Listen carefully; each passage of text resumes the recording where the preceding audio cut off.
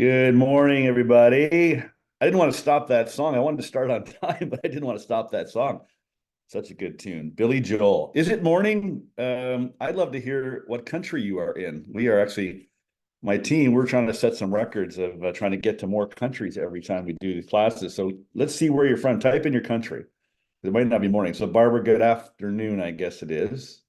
Good afternoon. Stefan, good afternoon. I'm just going to say good afternoon or afternoon. Afternoon. Afternoon.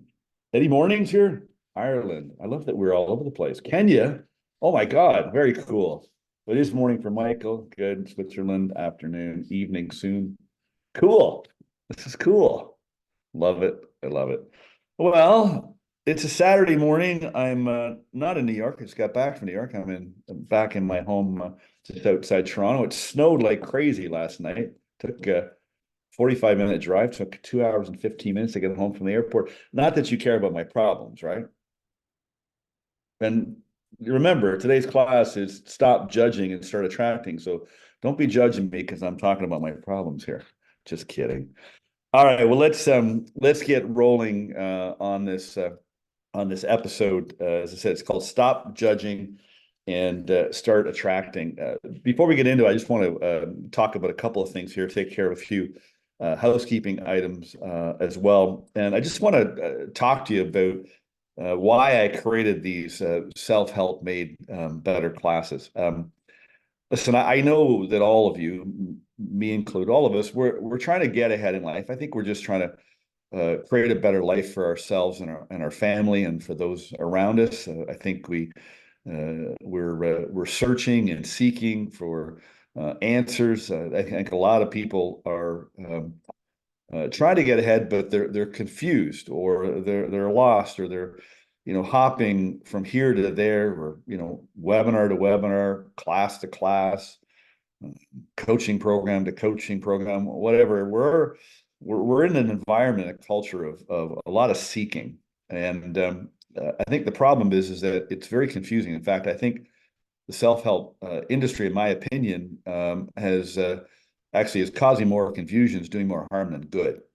And I talk to a lot of people. I just spend my days every day talking to people this way, or talking to my clients, or talking to people one-on-one who just need to talk, need to chat. And there's a lot of confusion out there. So, and a lot of people, because there's so much confusion out there, it is frustrating because if you're like me, like I know you feel like you could be doing better.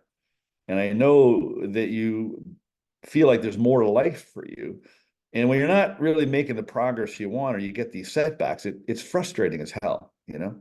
And we tend to do, in line with today's class, we tend to turn on ourselves and we give ourselves a hard time and we judge ourselves. And so a lot of people, because of all that confusion, I think a lot of people have turned back to more self-help.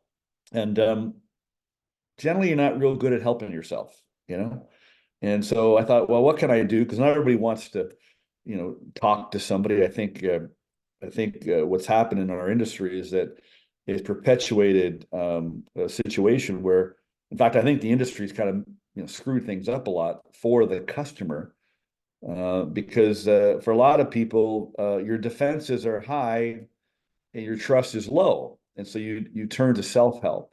So I thought, what can I do to help people that want to do self help? And I don't think there's anything wrong with it per se, but I thought, how can I make it better? And so I created these classes because I think people are struggling more than ever.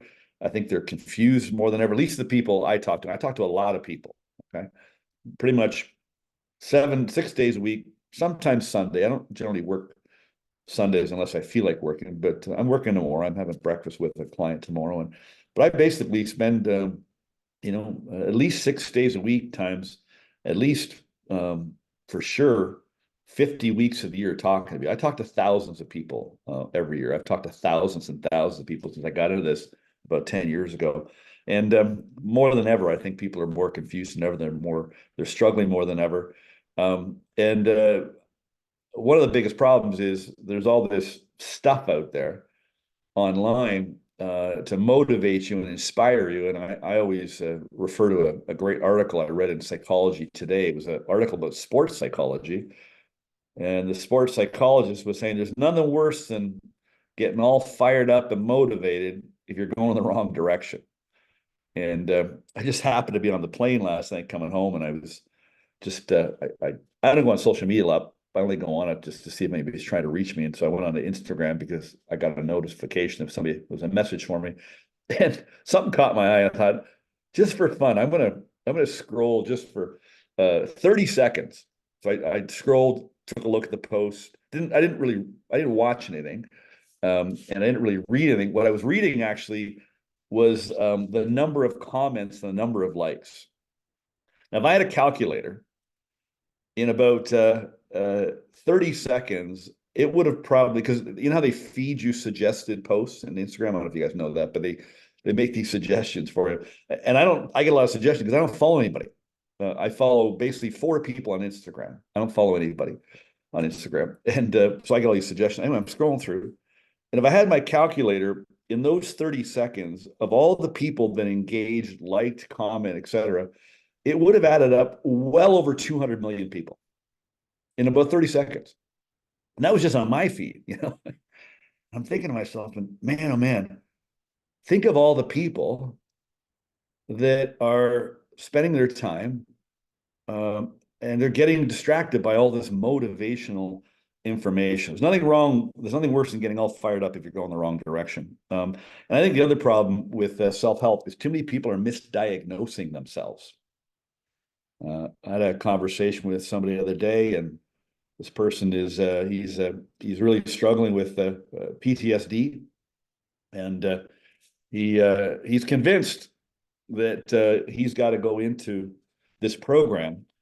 And I was talking, I go, you know, you can't tell people unless they want to hear it. But he was definitely going in the wrong direction, and he'll probably get even more confused if he keeps going down that road. So a lot of people are just you know, they're misdiagnosing the real problem. I was talking to somebody the other day, and you know, they were getting into something. I said, "What the hell are you doing that for?"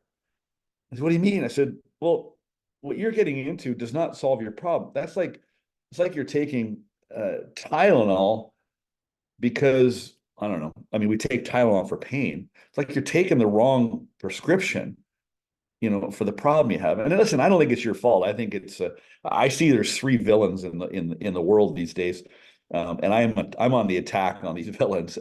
Number one is our mental health system is shot. It doesn't work. The methods don't really work. It hasn't worked since it really began. Our current version of it, anyway, and you know, when people get in trouble, the first place they turn, of course, is they'll go to their doctor, or they'll go talk to somebody about how they're feeling, you know. And you know, God bless the people that are in that system. They're trying to do good work and try to help people, but the system is broken. The methods don't really work, and so then a lot of people then they go online, or they turn to self-help, or they get books. And I got a message from somebody yesterday. And I was so glad he admitted it. He said, you know, I read your book and I went out and bought this book. And then I heard somebody talk about this and I went out and bought that book. And then I bought that book. I got all these books I start and I never finish it. I go start another book. I go, stop doing that. And so, you know, we hop around throughout the self-help industry. And I think that causes more confusion than ever. And then the other villain in my mind is social media, in that it's feeding you a lot of junk and a lot of misinformation. And we all know it's not good for us, but you know, we keep doing it anyway. And so I'm just here with this self-help made better. I just want to try to cut through all the crap, try to give you the facts straight up, really direct, really fast. I don't believe in screwing around. I'm 60 years old. I'm on the last season of my life. I always say that. I'm very motivated for this last season of my life, because I got about 20, 30, maybe 40 years to go. And so I really got to crush it. I don't have time to screw around. And so I just like really kind of getting to the punch of it all, and trying to get through it. So that's really why I'm doing these self-help made better classes. We're going to do them every couple of weeks. And if you enjoy this, come back to the next one. And if you don't enjoy it, I don't need to hear from you about that. I don't care if you don't enjoy it, but if you do enjoy it, come back and invite some other people with you. All right, real quick, some housekeeping items. There's going to be a replay It'll go out by about noon today. So I know a lot of you are watching the replay now. Thank you for registering to get the replay, and follow along and try to do exactly what I instruct you to do here. Stick with us throughout the whole replay if that's what you're doing. We've got a worksheet for you. We're gonna add a little improvement here. Tyson on my team had a little improvement, so we came with this worksheet. You got that in the email at 8 a.m. We can drop the link in here if you don't have it. Tyson can drop that. You can pull it up. It's a PDF, but you can print it off. There's a couple hyperlinks in it. Let me actually just share it with you here. So that's what it looks like. Little class workbook. And so just jot down some notes. Look for key ideas, big facts, any special details that stand out. Writing is really, the key to locking down these ideas. So don't just sit here and listen and make yourself feel good and hop off and head out towards your day. Jot down some notes. And there's this PDF. You can save your work. If you're doing it digitally, make sure you save your work. You want to keep the notes. And then if you come up with any questions, you think of any questions, just jot them down. We're actually going to do a Q&A at the end. I'm going to end at 10 o'clock sharp. I always say that, but I always go long. But I'm committed, damn it, to be ending on time. But then I'll stay on for some Q&A. So you want to hang around and have a chat, or you want to ask some questions, or want to discuss some of the concepts we talked about in today's episode, then jot down those questions as they come up. I don't keep an eye on the chat. I'm just really focused on you. I'm talking to you through this little green dot, this little camera, looking around the room on Zoom here to kind of just see your energy and reactions. And so I'm really just paying attention to you. I don't really watch the chat. So if you're trying to get my attention, don't do it there. However, though, Tyson and my team, Tyson and Alex on my team, they're here and they're watching that. So they can certainly bring stuff up for me, guys, if we need to do that. So jot down questions. And then we've got a little survey for you if you want. It's just kind of a little mistaken identity diagnosis. It's a little very short survey. It only takes you a few minutes, but we do want to just kind of offer you an opportunity to kind of take an assessment or a little bit of a scorecard on your mistaken identity and on your self-image. So take the little self-image survey, and when you complete it, we'll actually send you a little report. And it's actually quite revealing. So I'd encourage you to do that. So Tyson, I think you dropped the link into the chat, and you guys can grab it there. All right. Today's episode is called Stop Judging and Start Attracting.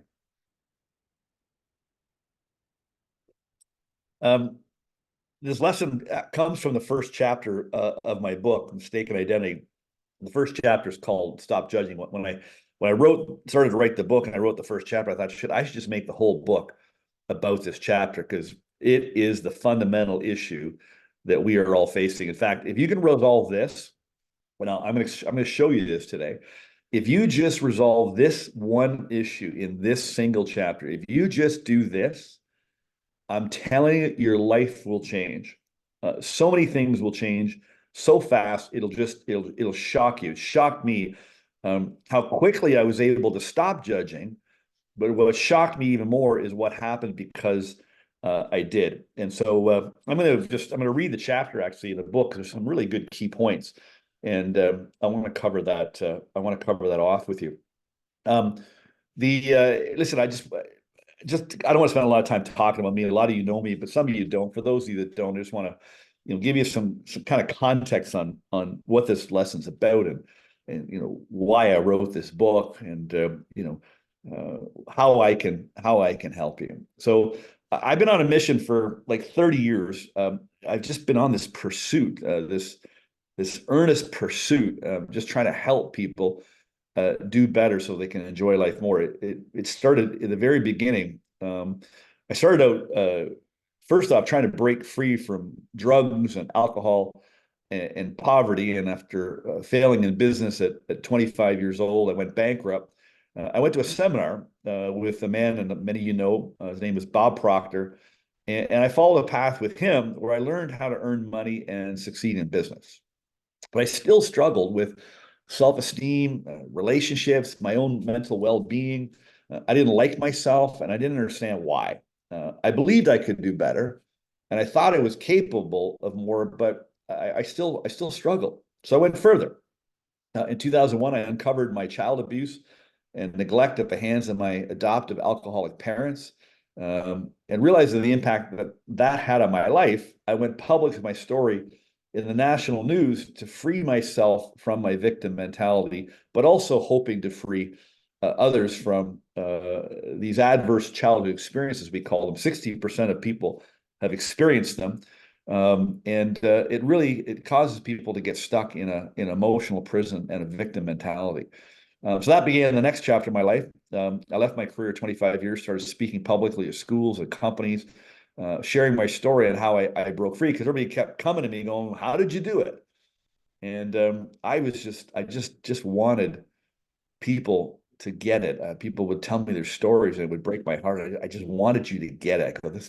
It's just plain wrong that you're still struggling. Because I thought, geez, if I could break free, anybody could break free. And so in my search for a method to free others, I went to work with Bob Proctor years later.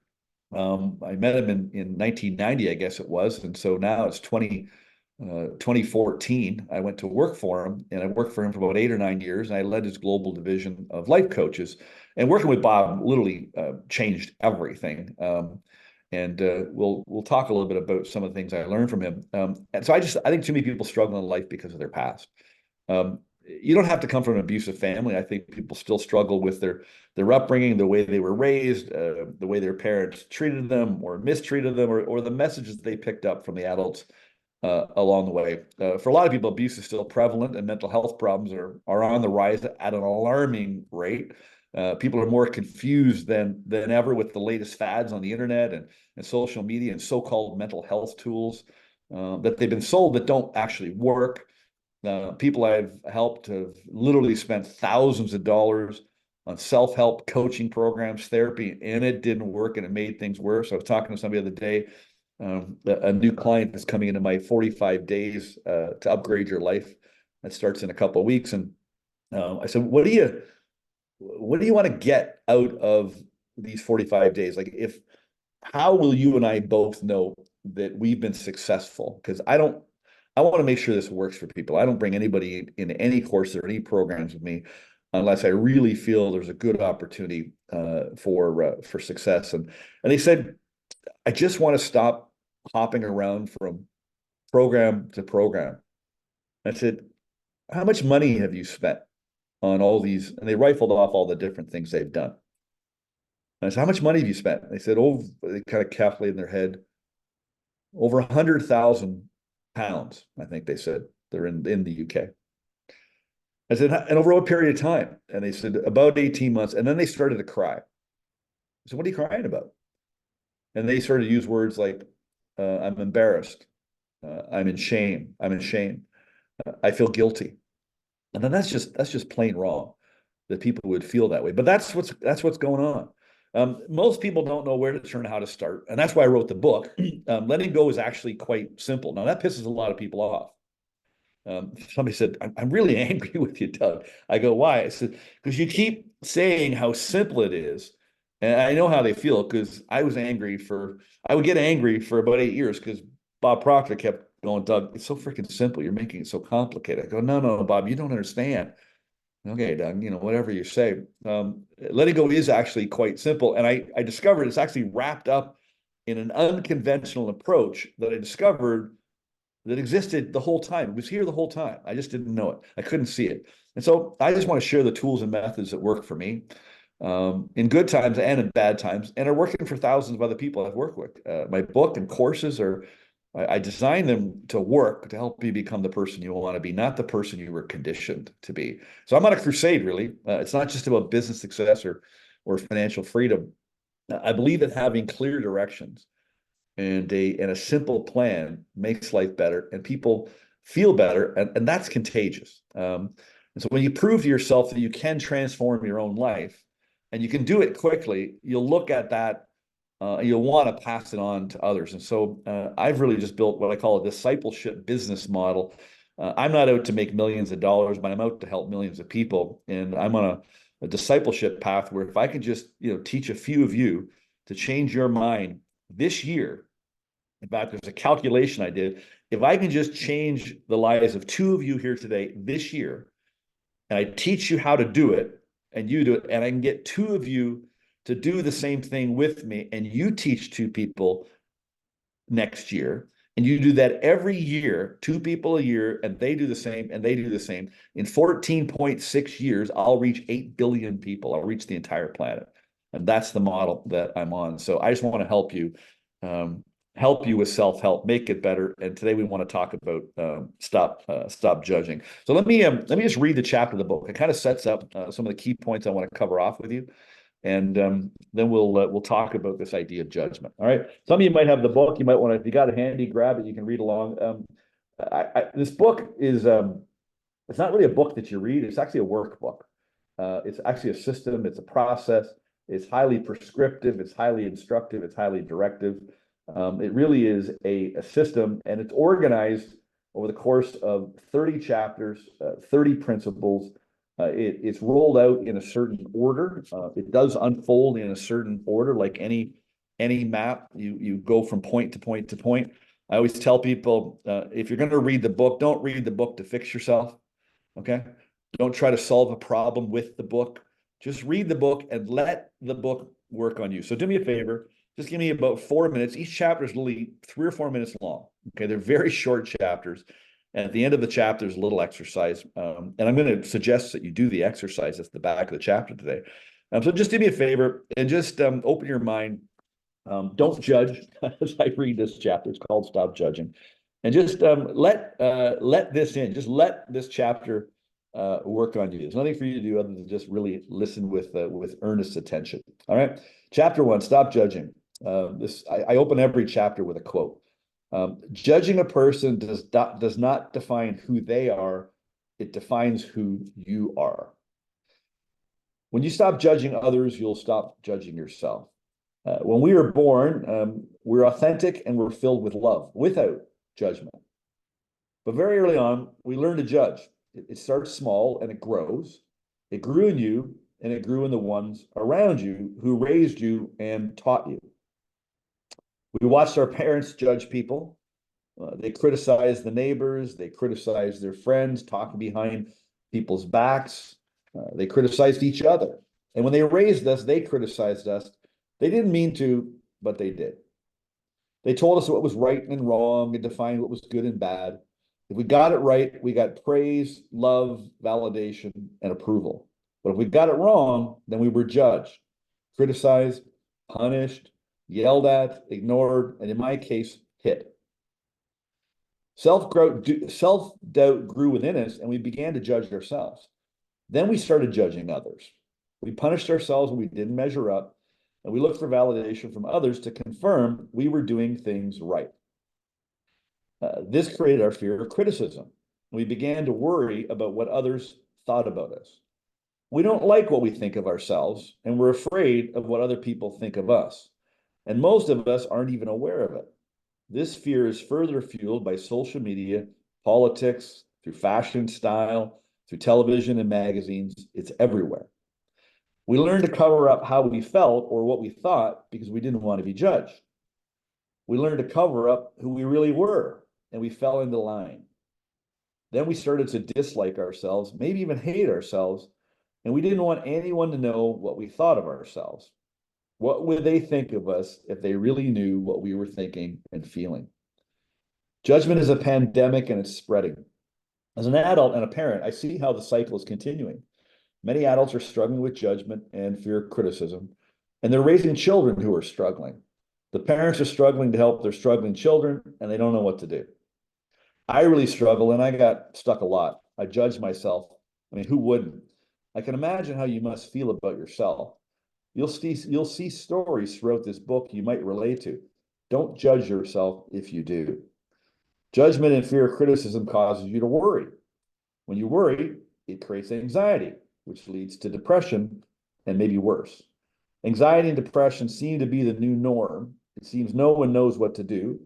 Pills and counseling have become the go-to remedies, but they aren't the cure. Mental health awareness is a popular narrative these days, but it just brings attention to the problem, not the cure. We are treating symptoms, not the cause. Judgment is the cause. Letting go of your past and how you view it is the cure. And learning to like yourself, forgiving yourself, and ridding yourself of worrying about what others think of you is the cure. If you realize why you were judged and you understand why you judge yourself, you can let it go and be free. I'll explain this as we go through this book together, and I'm going to explain it today. As a parent, I realize it's not my job to pass along my rules, values, and beliefs that set me up to judge. I'm supposed to rid myself of judgment so I don't pass it along to my daughter or others in my life. We all run the risk of judging our children and spreading the disease. I still judge other people sometimes, of course, but the difference now is I catch myself doing it. And when I do catch myself, I stop it and I remind myself to look for the good in others. For me to see the good in someone else, I must see good in me. I discovered a cure for self-judgment and fear of criticism. It's a 3-step process.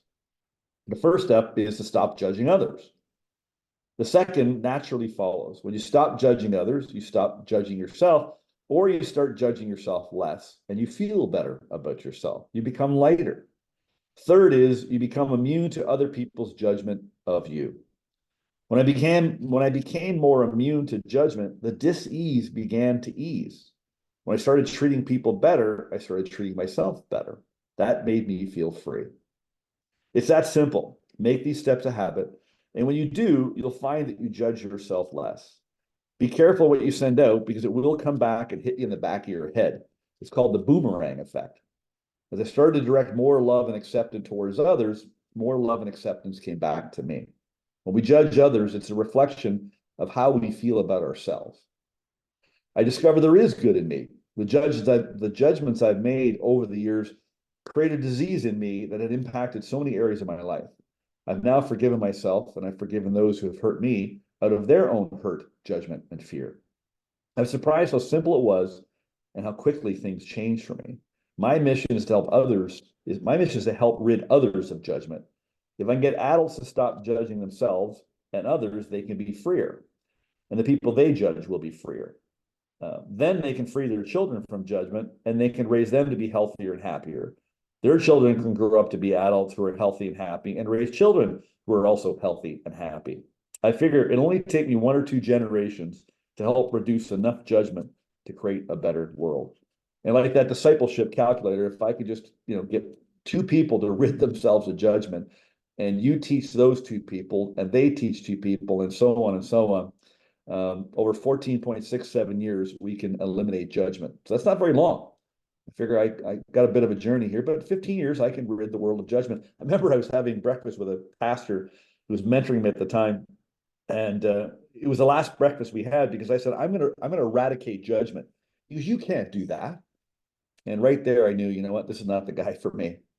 I end each chapter with a little piece of scripture and meditation. And I'm not a religious person. I wasn't brought up with any experience with a relationship with God or anything like that, or go to church or anything like that. But I have developed a beautiful relationship with him. And so I wanted to put some scripture really because I just want you to think about what this means to you. You don't have to believe in God. You don't have to go to church. You don't have to be religious. But I do want you to at least consider what is being said in some of the scriptures in the chapter. And so I end the chapter with Matthew 7, verse 1 and 2. And he said, do not judge, or you too will be judged. For in the same way you judge others, you will be judged. And with the measure you use, it will be measured to you. And so, like the quote at the beginning of the chapter, it said, I don't know who quoted this, but judging a person does not define who they are, it defines who you are. And so the action step at the back of the chapter, and I suggest that you take it. Your first step is to stop judging. I said at the beginning, if I can just get you to do that, if you could just, first off, make the decision you're going to, and that's what you got to do. Okay. It always starts with a really committed decision. Go, I am going to eliminate judgment in my life. You got to do that first. If you can make that decision, then you just start practicing the reduction of judgment. So the action step is, and you might want to grab your class notes or grab a pen or if you got the book, you can go refer to the book at the back of chapter 1. So what you do is I have you make a list of the things you judge yourself for. For some of you, it's a pretty long list. Okay, make a list of the things you judge yourself for, and just pick one thing from the list. I don't care if there's 20 items on the list. Just pick one thing from the list and decide you're going to practice letting go of it each day. Just one. I'd probably pick the biggest one. Okay, because if you want, listen, everybody wants a quick fix, but nobody's prepared to do the work for the quick fix. You want a quick fix without any effort. It doesn't work that way. But there is a quick fix that actually sticks if you're prepared to do what it takes. So pick one thing from the list. I would pick the biggest one and just decide you're going to practice letting go of that each day. And then one more thing, make a list of all the people in your life whom you judge. And again, just pick one person and decide you're no longer going to judge them, and practice that starting today. So that's chapter 1 of my book. So let's talk about this idea of judgment, and how you can stop judging and start attracting. You have to understand how your mistaken identity is causing your judgment. Okay. So I don't have a lot of time to explain today this concept of mistaken identity. What I would do is, if you want a better understanding, if you haven't got the book, we can get you a free preview of the book, and my story and the introduction and the first chapter that I just read, Stop Judging. In the introduction, explains this concept of mistaken identity. But suffice it to say, you have a self-image problem, meaning that, and I'm not talking about the term you hear in self-help and all the stuff that you hear from coaching programs. What I'm talking about is that you have an identity crisis. Okay. You're mistaken about the way you see yourself. I don't care where you came from. I don't care if you didn't come from a life like me. If you did come from a life like me, you definitely have a mistaken identity. But all of us are mistaken. We have a mistaken view of ourselves. We have a mistaken opinion of ourselves. We have a mistaken perception of ourselves. We have limiting beliefs. We have controlling beliefs. We believe stuff that just is not true. We believe we're supposed to do things that just don't work. We really are mistaken, and that's why you're making so many mistakes in your life. And it's your mistaken identity that's causing you to judge. Okay. So like I read in the chapter, you learned to judge. Okay. You weren't born with judgment. You were born with love and integrity. When you arrived here, you were just filled with love and joy and integrity. Right. And you were judged. And so you learned to judge. It's just quite simply a habit. That's what it is. It's a habit. It's not natural. All right. It's your mistaken identity that causes you to do that. And you learn to do that. And unfortunately, the adults, they were mistaken, and they had a mistaken identity, and they had a lot of problems, and they suffered a lot, and they struggled a lot, and they just tried to do their best. And unfortunately, they passed it along to you. You're way too judgmental, and you're actually causing your own problems. Okay. You're way too judgmental, and you're causing your own problems. Now, you might not like that. But listen, I'm not here to sugarcoat anything. I'm not here to get you to like me. I'm not here to get you to follow me. I'm not here to get you to buy from me. Okay. I really don't care. I'm here just to change the course of your life in this next 20 or 30 minutes if I can. And so I'm just going to be very direct with you. You're way too judgmental. You're causing your own problems. You got to get this straight. Your mind directs your thinking. And your judgment is based on your perception of people and situations. Okay. So you have a mind, it directs your brain and your nervous system. And the problem you have is all of your judgment is based on perception. Okay. You have a view on the world. Right now, your perception's judging me and what I'm saying. Okay. You have a perception. So if you have any problems in your life, you have a perception problem. You have a perception problem with you. You have a perception problem with your situation, your current situation, or your past. You might even have a perception problem about your future. It's your perception that runs your judgment. So if you want to attract good in your life, you've got to get rid of this habit of judging. Okay. If you want to attract good in your life, you're going to have to get rid of this habit of judging. Now, in the last episode a couple of weeks ago, we did a class, and it was called "Breaking the Habit of Staying Stuck." I was talking about, around New Year's, where people are making resolutions. Or I read off a quote from Emerson. He said, "Of what use to make heroic vows of amendment if the same old lawbreaker is to keep them?" In other words, what's the point of making promises and resolutions and promises to change or change habits to yourself or to others if you're the one that's making them? You're the lawbreaker, okay? You're the one that has to change. You got to change your view, your perception, and your view on you, and you've got to rid yourself of this habit of judging. It's very, very simple to do. Very simple. And I'm going to give you a little simple exercise that you can try this weekend. And I guarantee you, if you follow my instructions, you will see an immediate result. So you are the lawbreaker, and you are the one that has to change this habit. And only you can change it. It's not hard to change. It's actually quite simple. It doesn't take very long. The results are almost immediate, which motivates you to stick with it. You do operate. We talked about this class, Stop Judging, Start Attracting. So you do operate somewhat like a magnet. There's a lot of information out there online about personal magnetism. There's a lot of information online about the law of attraction. There's actually no science to back up the law of attraction. Actually, is a science that they say it's more of a metaphysical pseudoscience, they call it. If you tell people the law of attraction doesn't actually exist, they'll get pretty, if they believe in it, they're going to get pretty pissed off at you. But we do operate somewhat like a magnet, and you do attract things to you, or repel things. I bring up the law of attraction because one thing you guys got to get straight. If anybody believes in the law of attraction and you're practicing the law of attraction or you're teaching the law of attraction, I can't stand it when people say, well, I must have attracted that.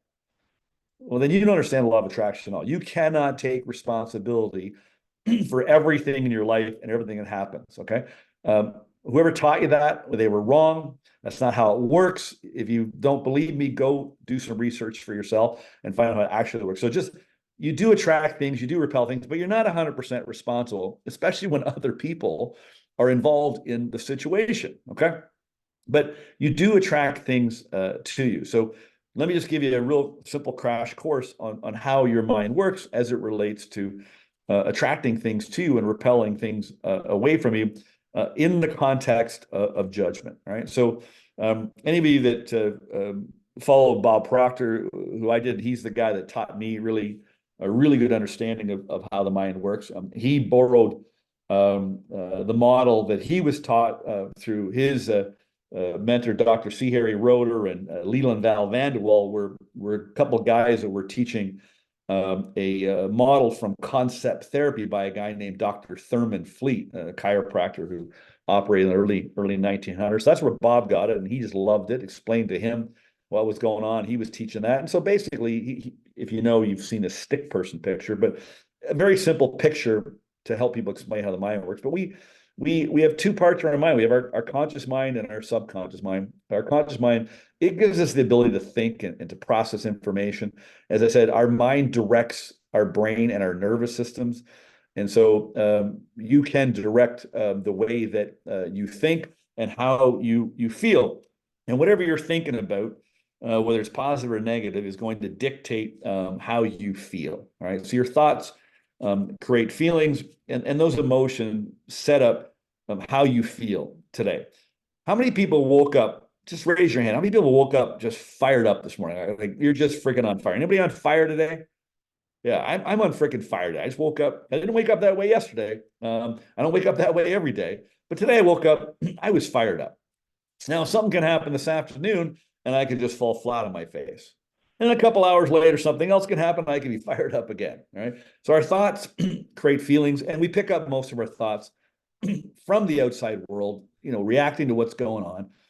And what happens is, as things are happening in our day and in our life, like our current situation, or we look backwards. We do a lot of that. We look backwards on the past, right? And we do a lot of worrying about the future. And because of your perception of you, of the situation, of your past, of your perception of what you think is coming in the future, which, by the way, you have no idea, just so we're clear. Okay. You can pursue goals and you can pursue desires and you can have a picture of what you want your life to look like, but you have no friggin' idea how it's going to happen. Okay. And if you think you do, I'm telling you, you're out to lunch. You're going to drive yourself crazy. Okay. But what we do is we look at the past, we look at our current situation, we worry about the future, and we have a perception problem. And we use our perception to form judgments. And we make decisions. And it creates thoughts. And those thoughts create feelings. And so if you're struggling and you're not feeling good, or you're worried, or you're anxious, or you're depressed, or you're angry, or you're living with guilt or resentment, if you're living with any negative emotions at all, you have a perception problem and you have a judgment problem. And so if our thoughts create our feelings, and our conscious mind is where we think, our subconscious mind is where everything really gets programmed into. Your self-image or mistaken identity is there. There's a bunch of crap that's buried in your subconscious. You're not even aware of some of the junk that's locked in your subconscious. Sometimes it shows up. You don't have to actually go looking for it. You don't really need to do that. You can if you want. But really, at the subconscious level, your self-image is running the show. Okay. So your mind is this machine. It directs your brain and nervous system. And the self-image is basically the program that runs the operating system, right? So if you don't have a good self-image or a good opinion of yourself, it skews your judgment. Right. So you guys, you have poor judgment. You get ideas of what you'd like to do. You come up with plans of how you can improve your life or your business or your career. You get ideas that you'll say, something just came to me. My intuition picked something up. You'll get an idea from some other people, and it seems like a really good idea. But then, because you have a perception and a judgment problem, you make poor judgment. And then you don't act, or you procrastinate, or you get stuck. And if you stay stuck, then you judge yourself some more. Right. And so if you're struggling and you're judging your struggles, you just judge yourself more. What a vicious circle, right? You judge yourself, you turn on yourself. It doesn't make you feel very good about yourself. And so you have more poor judgment. So we've got to change the way that we're thinking. You deceive yourself a lot. Real quick, there's a great book I read. I've only read one of his books, but he's written a series of books. The author's name is Neale Donald Walsch. His book series were Conversations with God. At the time, it was the most recent book he had written. It was 25 things God said, 25 core messages from Conversations with God. And in one of them, he talks about this concept. He calls it sieving. He says, it's not a word, I made it up. And in one of the core messages he got from God, God was explaining to him the law of polarity, or the law of opposites, he called it. Okay. He said, for every good, there's a bad. For every negative, there's a positive. And we have to realize that when we get a good idea, all right, and we start to think about it, you got to be aware that by law, that thought, he said, creates this contextual field in the universe where those thoughts can transform into things. You've heard that. Thoughts are things. We think about. You guys have heard these quotes. And so he said that your thought creates a contextual field, and by law, the opposite has to be in the same space. So if you get a good idea, you got to be aware there has to be a negative idea in the same space. So just imagine you get an idea and you're in a room, okay? You're in a little room, and you're actually in a big room, and you get a big idea. Well, guess what? Mr. Negative Idea is in the same room. You got to get that straight, okay? Now, your problem is you probably let the negative idea take your attention. So here's what he said you do. You sieve yourself. So he said, what happens is you will conceive of an idea, okay? You conceive an idea in your mind. And then your perception, you use your perception and you perceive the idea. So you get an idea, you conceive an idea, and then you look at it with your thinking. You perceive it, And then depending on how you perceive it, determines how you receive it. In other words, the feeling that you get from the idea. So you conceive of an idea, you perceive that idea, and depending on how you perceive the idea determines how you receive the idea. You got that? You conceive of an idea, you perceive the idea, you look at it and you perceive it, and depending on how you perceive it determines how you receive it and how you feel about it. And then what he says you do is you deceive yourself. He says, so you deceive what you receive because of how you perceive what you conceive. Take that one in. The bottom line of what he's saying is that we're deceiving ourselves because of judgment and the law of polarity. Okay. The other thing you got to get straight is you erode your self-worth when you judge. Okay. You erode your self-worth and your self-image when you judge. Right. So if you're looking at the negative in somebody or in some situation, you're actually eroding your self-image. When you treat people poorly, you're treating yourself poorly. Now you might not feel it or aware it, but I think a lot of people say, "Oh, geez, I just shouldn't have said that. I shouldn't have done that. I should have handled that differently." I think a lot of people, most people, I think, do become aware, but a lot of people are unaware, and because it's just a habit and we do it so automatically, we're not even aware we're doing it. It is eroding your self-image. And it is eroding your self-worth. So if anything, if you don't have really good self-esteem and feel really good about yourself and really like yourself, getting rid of the habit of judgment, that alone should be a good enough reason, because judgment is eroding your self-image and your self-worth. And what happens with this poor judgment, it leads you to self-doubt. Okay. A lot of people doubt themselves too much. Well, maybe I should do that, or maybe I should do this. On one hand, I was thinking that, but on the other hand, I was thinking this. Maybe this, maybe not, and then you end up in this self-doubt thing. So judgment causes a lot of self-doubt, and when you have self-doubt, it erodes your self-image and your self-worth because you give yourself a hard time. Go, I can't make a freaking decision. I'm such a procrastinator. People, I have no focus. I'm just not disciplined. I go, yes, you are. I said, look how focused and disciplined you are on judging yourself. You're very focused on judging yourself. You got lots of focus. You got loads of discipline. Stop saying that. Okay. And here's the bottom line. Because of judgment and this fear of criticism, there's a compulsion to conformity. It's worse than ever in our culture and society today. There's so much pressure to conform. We're worried if we don't conform, and we're worried what people think. I was watched a couple episodes on Netflix. Ricky Gervais, who won a Golden Globe for his latest stand-up, Armageddon, and Dave Chappelle, the Dreamer, two great comedians that really, they're actually more like revolutionaries. They're using comedy to really, try to change the world.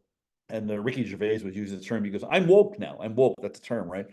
And so there's so much fear of criticism and conformity. Because of that, you suppress your thoughts and feelings and you become depressed. Okay.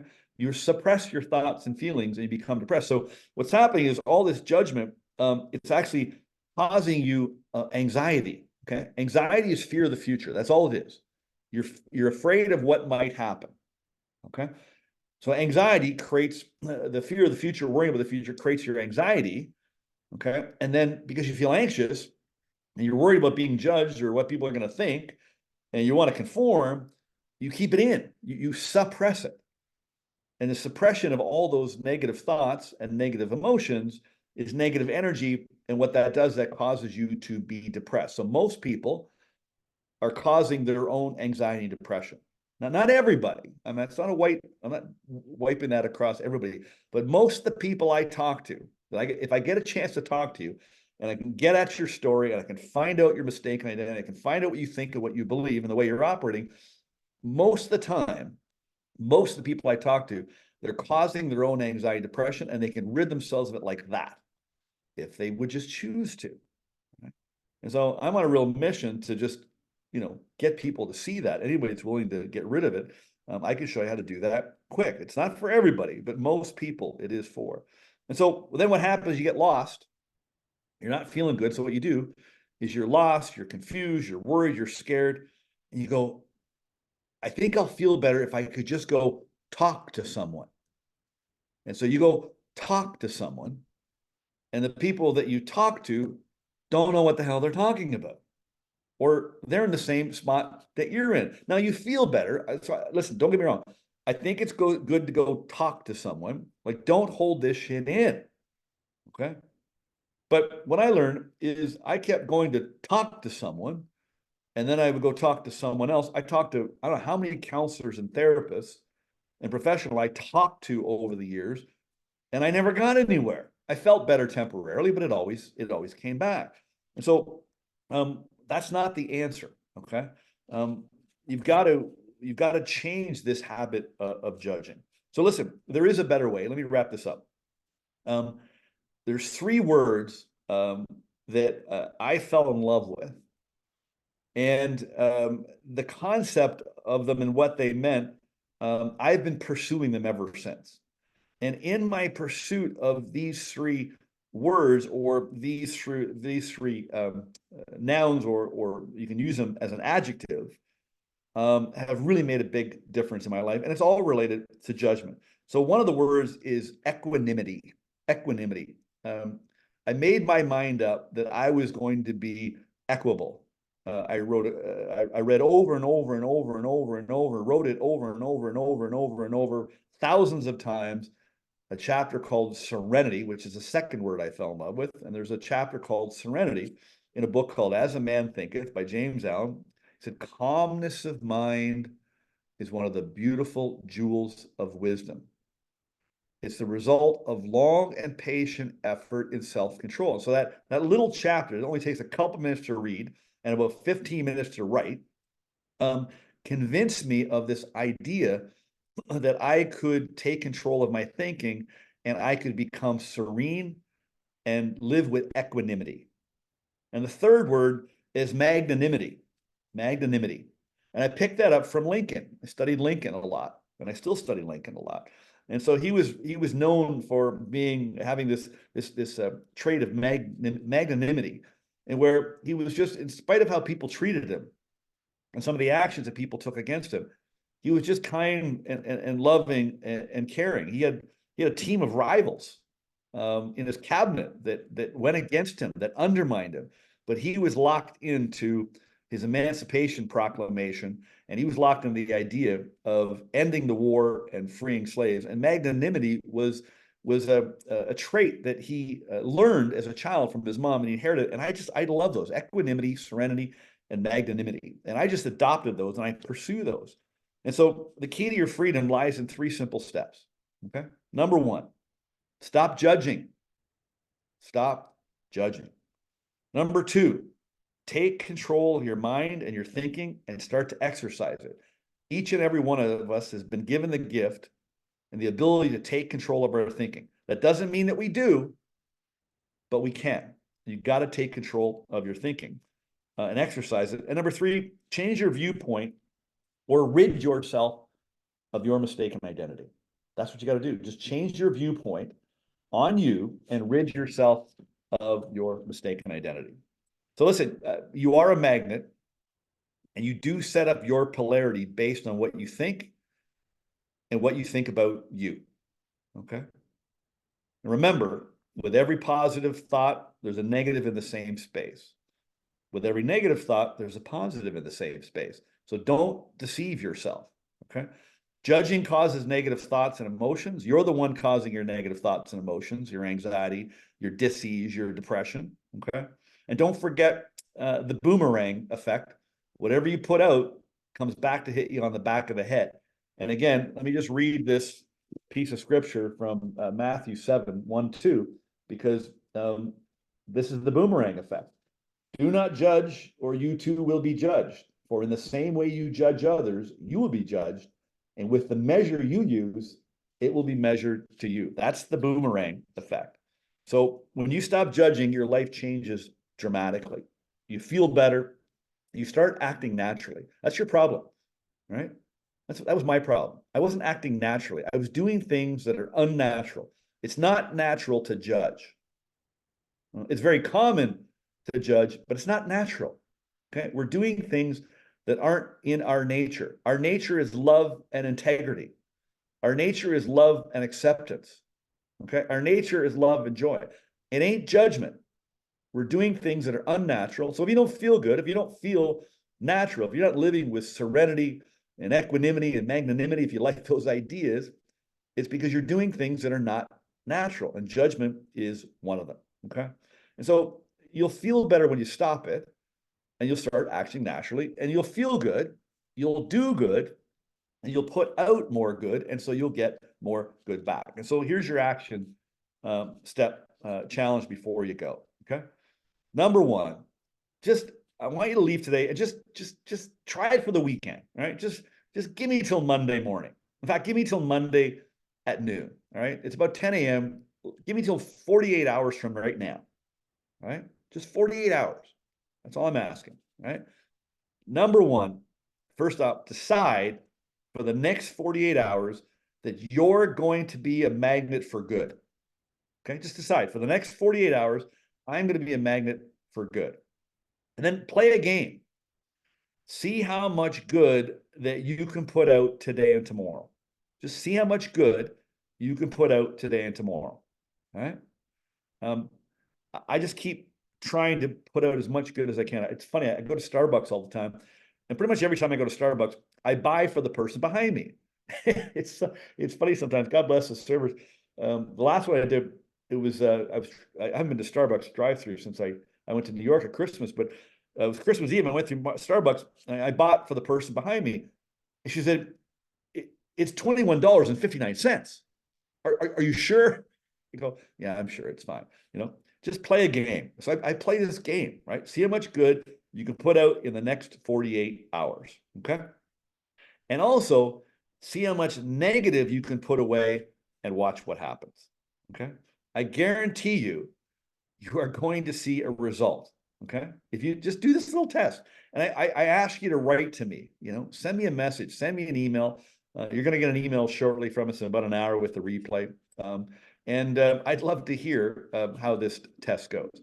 For my first question, just raise your hand on the screen or hit the raise hand button or do a thumbs up. I don't care. How many of you are willing to play this game with me for the next 48 hours? Anybody? Yeah? Wonderful. I love it. All right. Well, let me wrap this up. Listen, people always ask me, Doug, like, what do I do? What's the next step? How can you help? Number one, if you haven't got my book, read my book. That's a great place to start, but don't buy the book unless you're going to read it. Okay. I'm not here to sell books, folks. Okay. I'm here to get people to put my book in their hands and to read it and let the book work on that. I always tell people, don't do anything with the book. Your job is just to read. It's kind of like when you go to a movie, you don't go to a movie, you don't have to work at it. You just watch the movie. Okay. Just read the book and just let the book do the work. There's nothing for you to do. Just let the book work on you. And the book is very, very powerful. It's very, very effective. However, your mistaken identity is really, really strong, and it's habitual, and it's got control of your thinking and your perception and your judgment. And so you may need somebody like me who's stronger than your mistaken identity, right? And so if you need any help, then just book a chat with me. And I'm not asking you to book a chat with me if I can sell you anything. I'm booking a chat with you so you can be one of those disciples. I don't care whether you work with me or not. I don't care if I never talk to you again, but I can change the course of your life in about 30 minutes. If I can just change your mind about one thing, I can literally change the course of your life. And there's enough people on the call here that not even our customers of mine that I've changed the course of their life. I'm not saying that to brag. It's not my ego or anything like that, but I'm on a mission, as I started this call with, I'm on a mission to change the way that people think. I was talking to somebody the other day. I said, I just all day long, all I'm trying to do is just get on the phone with people or get on Zoom or meet people face to face, because I want to show you why you're wrong and I'm right. That's not that I'm right about everything, but I know what I'm right about when I talk to you and what you're wrong about. So maybe your mistaken identity is stronger in the book, and maybe you should chat with me. And I'll give you some suggestions. I'll give you some steps you can take. Whether you work with me or not, I'm not out to get you to work with me. I'm out to get you to change the course of your life. So you learn to change the course of your life and then change the course of somebody else's life. If you are ready for a quick fix, and I do have a quick fix, and it actually works, but you got to do the work. Okay. And we do the work over 45 days. And I'm about to launch my next 45 days. And we're running an info section on that info session next Saturday on that. So if you want to find out what that's about and whether you think it's a fit for you, I don't sell people into that. I interview you to see if you're a fit for it, because I don't want you disrupting the other 19 people. I only take 20 people. So if you want to find out if that's for you, we're starting that soon, then you can come to that info session. It's next Saturday at 9, because we start the following week. So you're going to get an email by about noon. It's going to have the replay. Okay. There's going to be a link in there. You can just click that. That'll open up your text message. You can text me if you want and message me if you want to have a chat, or just reply to the email if you want to have a chat. Or if you want to come to that info session, you can click on that link and you can join the info session, and you can find out more about the 45 days. So check your inbox and just let me know if there's any way that I can help you. How many people want that? Just raise your hand if you want that link to the 45-day info session. Anybody want that? Just raise your hand. Do a wave, or Tyson, can you drop that into the chat for people? It's going to be in your email, but we'll put it here. All right, listen. I promised I'd end at 10, and I didn't. I lied. Well, I didn't lie, but I did make my best effort. I'm 4 minutes over. It's going to take me one more minute to wrap up, and then we're going to end the recording and the replay here. And I'll stick around if anybody has any questions or would like to chat or challenge my viewpoints. Have a discussion. I'd love to chat with you. So we're going to run these self-help made better classes every couple of weeks. Our next one, Tyson, what's the title of our next one? Are you there? What's the title? I forget what it's about. It's about honesty and lying. What's it called? It's called Stop Hiding. Yeah. Just one sec. I thought I had it. Start living. We haven't got it memorized yet. Stop hiding and start living. What is it? Stop hiding and start living. Covering up and playing small is no way to live. Stop hiding and start living. Covering up and playing small is no way to live. That's 2 weeks from today. So we'll email you that, invite you back. I want to thank you for coming on. And I challenge you. You did put your hand up. So for the next 48 hours, see what good you can put out and see how much negative you can stop putting out, and watch what happens. And let me know what happens. I'd love to hear from you. So thank you again for joining us. And if I can do anything to help you, I'm here to do that. So that is it, my friends. Thank you for coming on. If you want to stick around for some questions and Q&A, by all means do that. If you got to go, thank you for joining us. Take care.